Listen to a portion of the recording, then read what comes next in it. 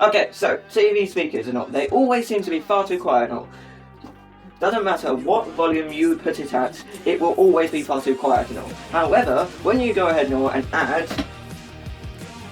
However, when you add additional speakers to it, like my stereo for example, you actually need to turn the volume down on the actual TV. However, this comes to the conclusion and all that the fact that you have to have two random speakers just sitting here with the stereo just sitting over there. What about if we could go ahead and get rid of these speakers here and this stereo here and actually go ahead and create and build my very own homemade DIY soundbar project to actually sit underneath the TV, right underneath the original TV speakers, and for the actual soundbar project itself to actually be a lot more louder than the actual original speakers and to be a lot more bassy and all. So that is what we're going to do in today's video and all, building a DIY homemade soundbar project and all. Let's go and all, so yeah. Okay, so for the DIY homemade soundbar project and all, I was thinking to go ahead and use this little tiny mini 5-watt amp with the 2-inch 3-watt drivers that it has included in it. And as it's the fact that it's my very first time using this amp and all, I have no clue whatsoever if it actually works or not. So let's quickly go ahead and see if it actually works and all.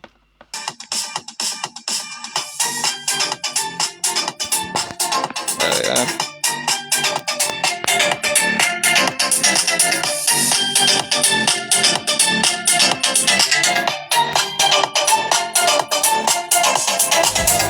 Oh, okay, so the actual speakers do work and all. Alright, so now let's actually go ahead and make the bass producing box for the actual soundbar and all, and that actually sits on the floor and all, to actually put these speakers in and all, just so they actually might actually sound a lot more better now and all, so yeah. Okay, so as you can see, yet again and all, I've made the case out of cardboard and all, but like with the DIY boombox projects that I recently made and all, I'm going to be producing a little bit of plaster of Paris around the walls and all, and obviously I'm definitely 100% be using a lot of plastic around the walls and all, but I'm going to make sure that I use a lot more plastic compared to the boombox projects and all, because I think that I actually use less plastic than what I'm actually going to put on this project and all. So without further ado, let's just hot glue this in place in the corner and all.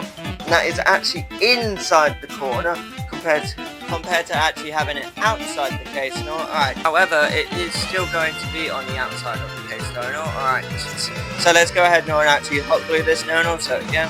Then once that was done and all I had to do is actually go ahead and use these types of pieces as well and all inside the project and all, and end up cutting them up and gluing them inside the project as well and all, just for extra strength and sturdy on the walls and all, so yeah. Okay, progress is good on this project. As you can see, it looks way more different compared to how you originally saw it and all, because as you can see, we have a plastic corner edge there and a plastic corner edge there, and we actually have a little tiny bar here, and I've actually filled in these little tiny lids. I've got the little tiny lids from water bottles in the past, and I've cut some bits out so then the plaster of Paris can still enter through these chambers. Which actually, surprisingly, as the series goes on, you actually find that the plaster of Paris was actually the most smoothest bit of them all inside that one section and all, which is crazy to realise. Like so, yeah. Rock solid kind of thing and all. And then I have added a bit of plastic here, but you can see there is a still opening here. But basically, this is just to help this to stay on, because yeah, without this here, this won't stay on. Well, and I'm actually quite proud of the fact that yeah, this bit here is quite nicely soundproof, and then yeah, this bit here, there's a bit of plastic here, but I've happened to pop a bit of tape over that bit and this bit, so yeah, this bit's never going to come off and all. And you can see I've cut out this little tiny bit here and all, because then yeah, this ideally it is going to be, this bit here is going to be way more of an opening gap and all, but for now I've just cut it out like this for now and all, because yeah, I still need to crack on with working on it, and then yeah.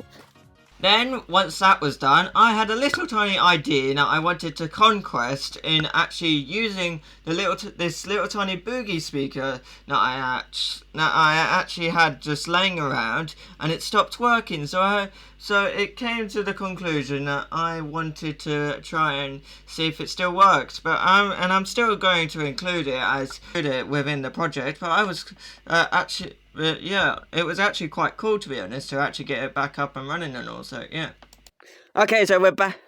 Hang on a minute. Okay, so we're back and all. So this speaker is actually inside its own enclosure, but I managed to tweak the board so the speakers, the speaker wires that are on the speaker are connected to the crocodile clips, and then obviously, yeah, we've just got wires just clipped onto these speakers.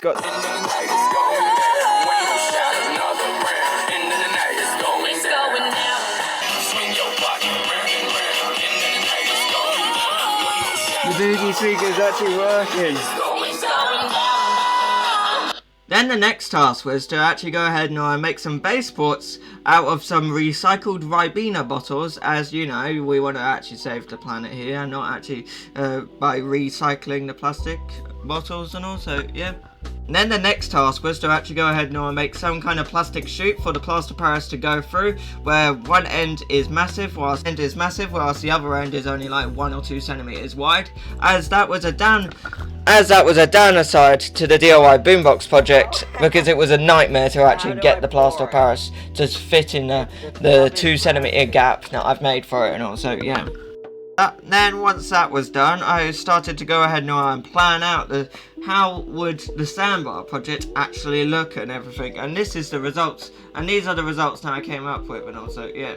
Just decided to work out designing the actual sandbar itself. You can see we're gonna have two subwoofer drivers, 2-inch drivers on both sides, and then we're going to have 1-inch drivers, 4 1-inch drivers, and then we're going to split it down the middle. So these 3 speakers will be powering on the left, and these 3 speakers will be powered on the right. And the next task was to actually go ahead and start building more walls upon the baseboard box thing that was going to sit on the floor.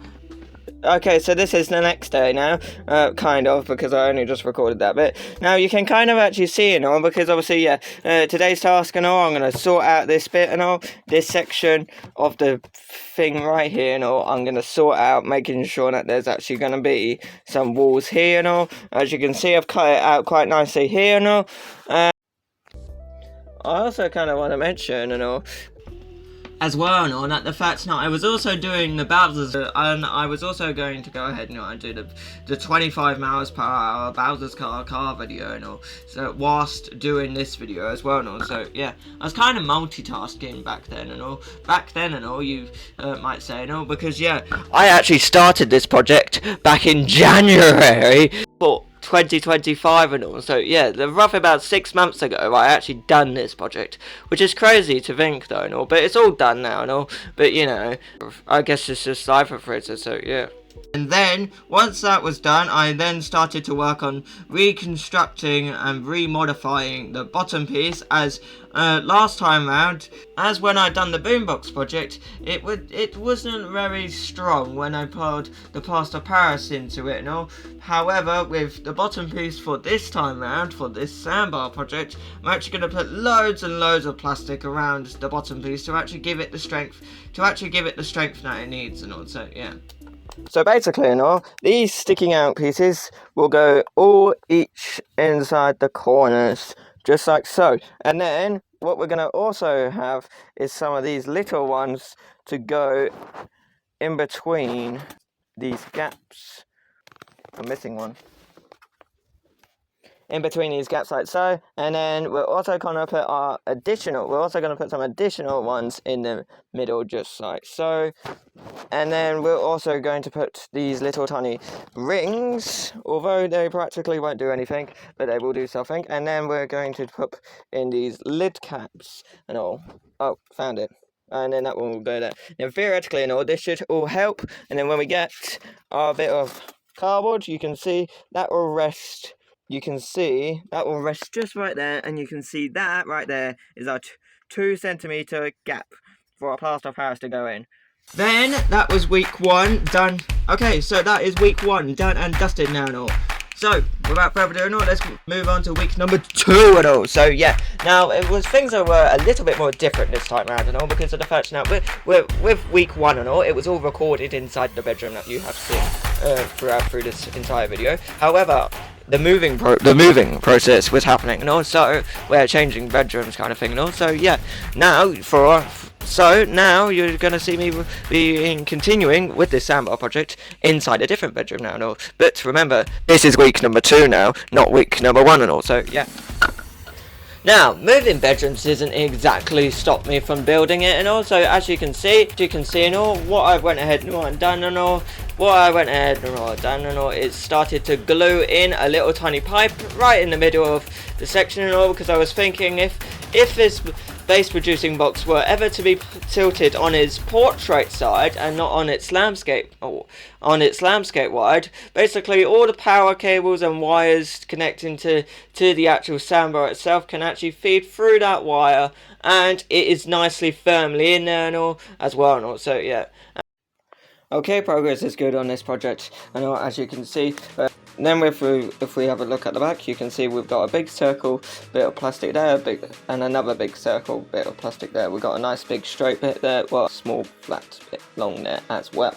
And you can also see that, yeah, this was happened to actually, you can see that this entire bit right here has actually been glued, because, yeah, this bit right here used to be the actual piece that was covering up this section, but then I happened to just, you know, peel off when I went from this line here to here, and then just ripped it off, and this is what is remaining, because you can see there's a little tiny hole there, because I actually realised, how am I actually going to get the plaster of Paris in this little tiny intersection bit right here, no? Then the next task was to actually go ahead now and order myself some more 2-inch 3-watt drivers, or 2-inch 10-watt drivers for that matter, and all for this project and all, for the actual soundbar itself and all, because two speakers is not going to be enough for an actual soundbar project and all, so yeah. Okay, so 9 days later, as that's how long Temu for some odd reason takes for delivery, I have now got myself some more 2-inch 10-watt drivers, subwoofer drivers for this homemade soundbar project. So without further ado, let's go ahead now and see, do they actually work for the amp that I'm going to be using, or are they not? And also, yeah, we'll find out very, very soon. And also, yeah. Okay, so we have the new, very, very magnetic. We have this subwoofer connected, You can see this is black and green, and this is yellow and red.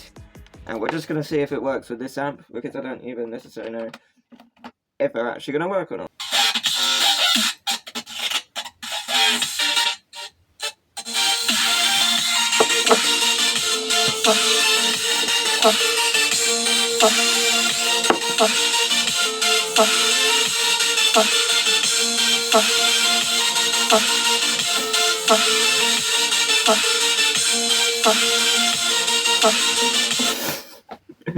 That one keeps making a fart noise, I don't know why, but this one just, it's dead. It's like it's dead.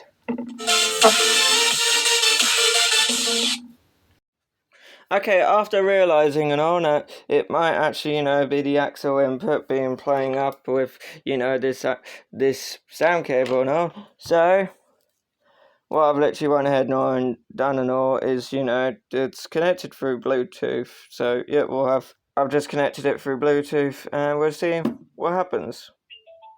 And it keeps on turning itself off as well and all, which is very, very annoying.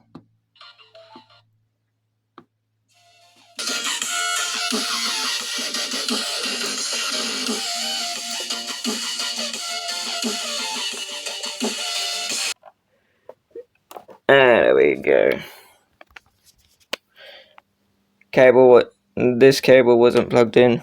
Oh yes, the typical way where the cable was just not plugged in.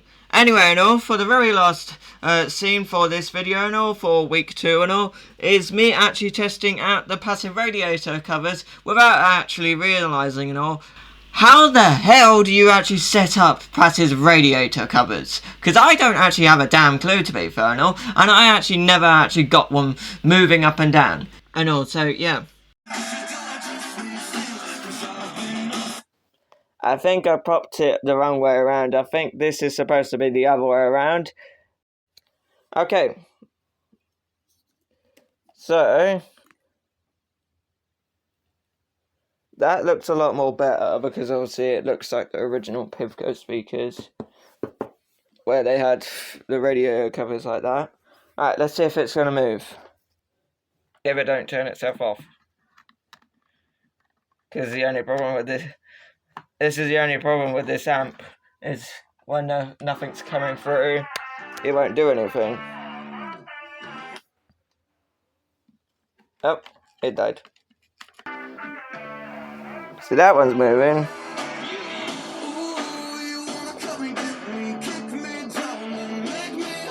Oh, hang on a minute.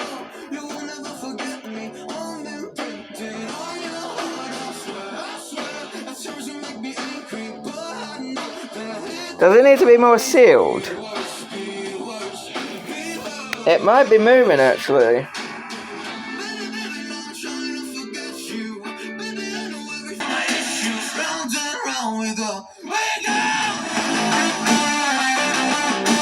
Oh, it's moving.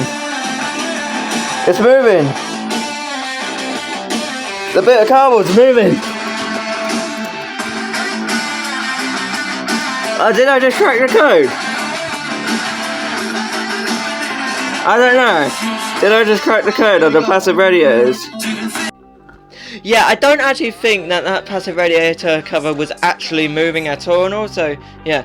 Now, anyway, I hope you enjoyed today's video of week 1 and week 2 of the DIY boom soundbar project, not boombox project. I almost did say boombox project, but it's actually soundbar project instead and all. And I hope to see you inside the next video, and also, yeah, bye bye, and also, yeah.